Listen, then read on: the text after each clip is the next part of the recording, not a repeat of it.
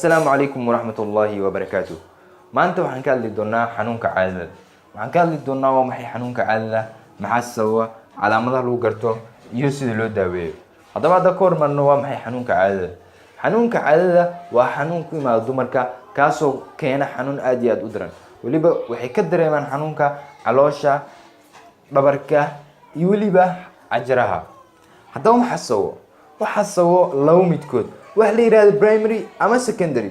primary waa qaybta koowaad, secondary waa qaybta labaad. qaybta koowaad ma ahan xaalad aad iyo aad u daran, kaliya waa minka oo aruura. minka ay aruurayo waxa ka imaanaya xanuun, kaas waxa dhigi doona waa primary ama qaybta koowaad waay.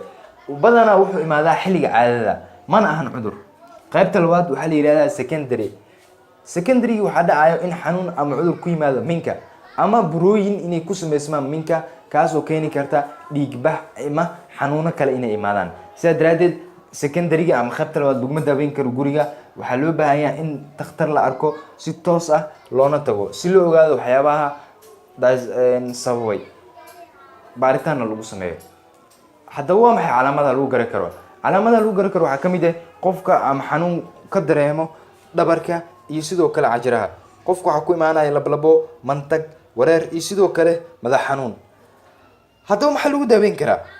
daawooyinka waxay ku xiran yihiin primary iyo secondary. hadduu qofka yahay primary guriga waa lagu daaweyn karaa, laakiin hadduu yahay secondary waa in la geeyaa isbitaal si loo ogaado.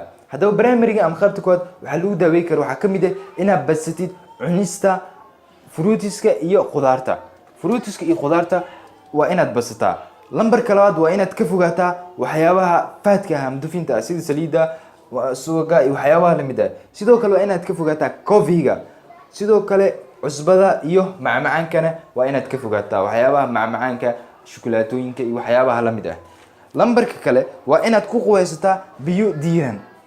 quweyska biyaha diiran waxaa laga yaabaa inay hoos dhigaan xanuunka. sidoo kale waa inaad isku daydaa inaad marsataa misaajo ama aad misaajeysataa, sababtoo misaajadu waxay hoos u dhigi kartaa xanuunka qofka ama adiga ku haya. sidaa daraadeed waa kuu muhiim. haddaba haddaa ku cusub tahay janaalkeena, fadlan ha ilaawin inaad subscribe saarto.